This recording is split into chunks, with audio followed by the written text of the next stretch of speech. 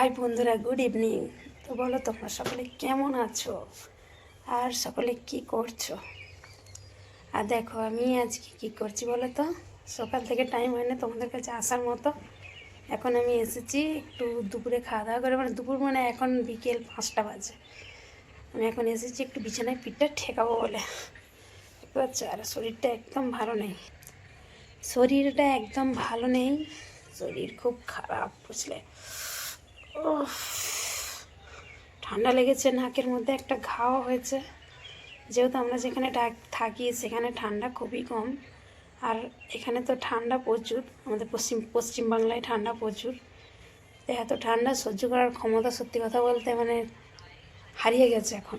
যেখানে থাকি সেখানে যেহেতু ঠান্ডা নেই, এই ঠান্ডাটা সহ্য করতে পারছি না, শরীর প্রচুর খারাপ করছে। আর দেখো হাত খেয়ে কিন্তু একদিনও বিকেলবেলা শুতে আসিনি, আজকে একটু এসেছি, আজকে একটু টাইম পেয়েছি, ভাবলাম যে একটু গড়িয়ে নিই, কারণ এবার চলে যাওয়ার টাইম হয়ে যাচ্ছে। খাটের মধ্যে তো শুতে পারবো না বলো, সেখানে তো নিচেই শুতে হয়, ভাগ্যটা খুবই খারাপ। তাই জন্য ভাবলাম যে খাটের মধ্যে একটু গড়িয়ে নিই। বাবারে ভালো লাগছে না জানো।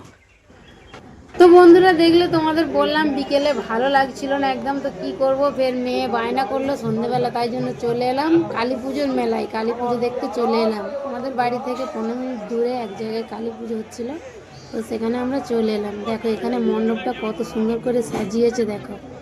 আর এখানে মণ্ডপটা দেখতে পাচ্ছ তোমরা, হেভি সুন্দর করে এখানে সাজিয়েছিল। আর হরিনামও হচ্ছিল, আর কালী পুজোও হচ্ছিল, কারণ তখন কালী পুজো যখন আরম্ভ হয়নি তখন হরিনাম হচ্ছিল। আর এখানে কালী মাতার মূর্তিটা শুধু কত সুন্দর, একবার দেখো। খুব জাঁকজমক করে হয় এখানে, অনেক মানুষের আয়োজন থাকে।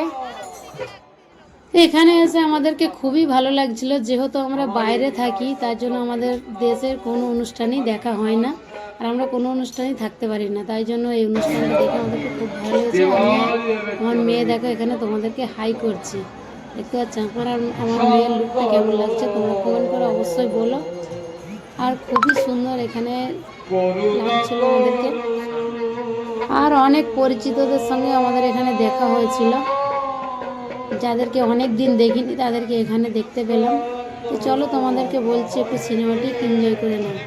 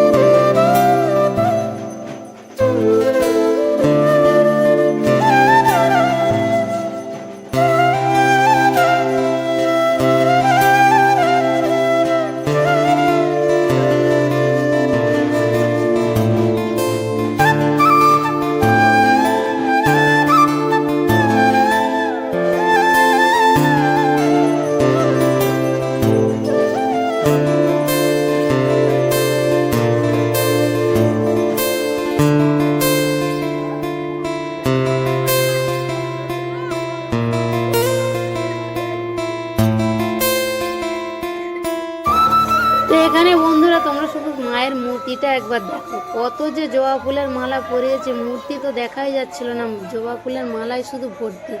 দেখো মানুষের মনে যদি না ভক্তি শ্রদ্ধা থাকে তাহলে এত মালা কি কেউ আনতে পারে বলো। সব যাত্রীরাই এখানে মালা এনেছে, যারা যারা এসেছিলো বেশিরভাগ এখানে মালা নিয়ে এসেছিলো।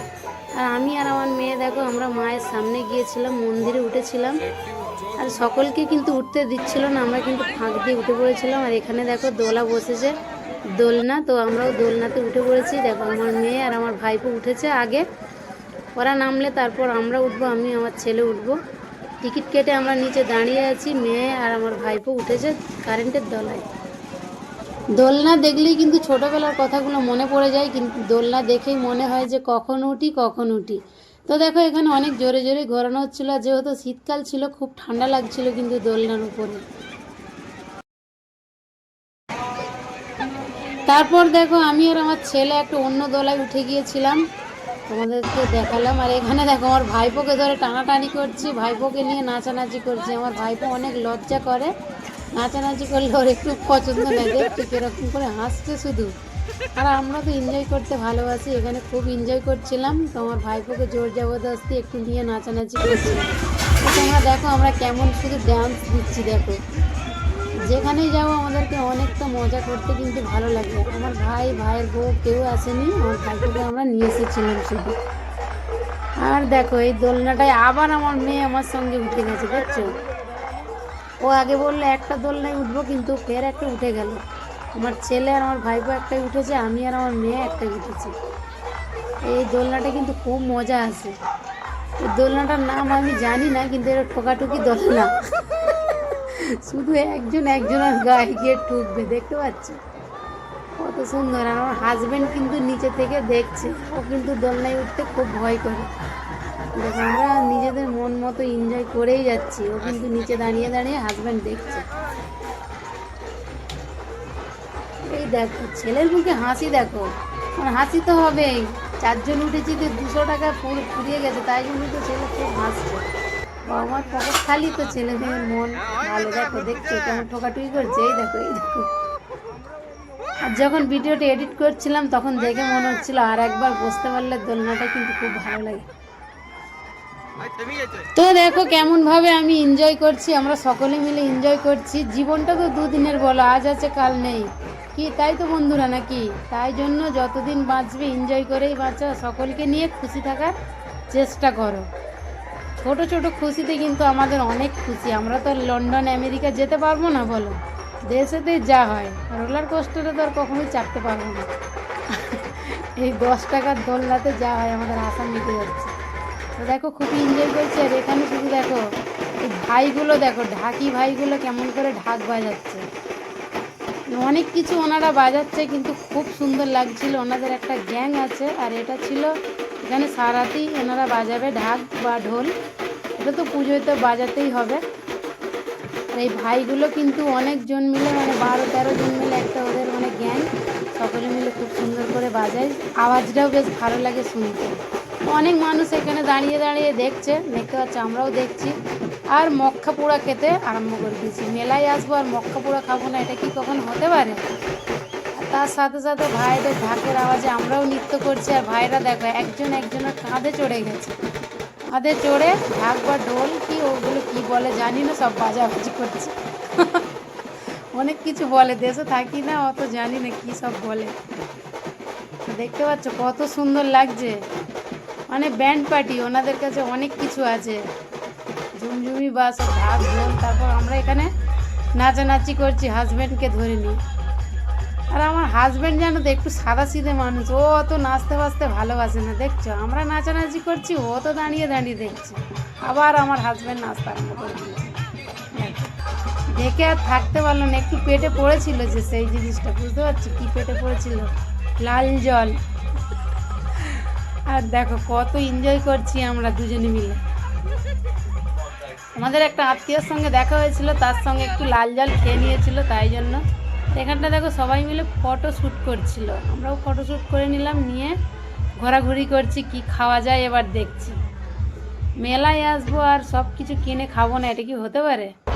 আর দেখো গরম গরম জিলেপি, আর এখানে গজা, কত লোভনীয় জিনিসগুলো দেখো। দেখে তো থাকতে পারলাম না, সব একটু একটু কিনে চেকে চেকে দেখলাম, খুবই ভালো লাগলো। আর কিন্তু মেলার মধ্যে কিছু কিনিনি, অনেক জিনিস ছিল কেনার মতো, কিন্তু আমাদের জরুরাতের কোনো জিনিস ছিল না এখানে, মানে দরকার ছিল না কিছু, তাই জন্য আমরা এখানে কিছুই কিনলাম না। আর ছেলে মেয়ে যেহেতু বড় হয়ে গেছে, ওদের আর এইসবে বায়না নেই, ওদের শুধু বায়না আছে অ্যাপেল ফোন, ভালো ভালো গাড়ি, এইসব। এই খেলনা আর কি কিনবে বলো? আমি ভাবছিলাম যে তোমাদের দাদাভাইকে একটা ঝুমঝুমি কিনে দেবো, কিন্তু কিনলাম না। তো চলো এই বছরের মতো মেলা আমাদের দেখা হয়ে গেল, আজকের মতো বাই। আবার দেখা হচ্ছে আসছে বছর, আবার